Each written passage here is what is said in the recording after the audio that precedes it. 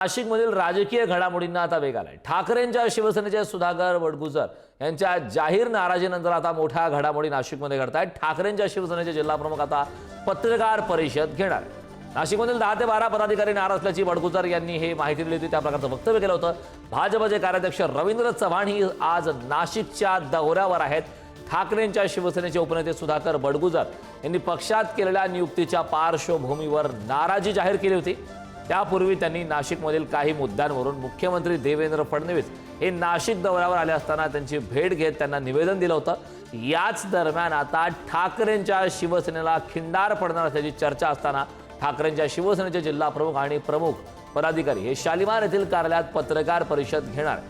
तर आजच भाजपचे कार्याध्यक्ष रवींद्र चव्हाण नाशिक दौऱ्यावर आहेत। राज्याच्या राजकारणात गेल्या काही दिवसांपासून सुरू असलेल्या घडामोडी पाहता गिरीश महाजन यांनी जो दावा केला, या दाव्याच्या पार्श्वभूमीवर राजकीय घडामोडींना आता वेग आला, हालचाली पाहायला मिळतात। त्यामुळे भाजपमध्ये इनकमिंग होणार की शिंदेंच्या शिवसेनेमध्ये इनकमिंग होणार, यासोबतच ठाकरे यांना धक्का बसणार याची चर्चा आता नाशिकात रंगू लागली।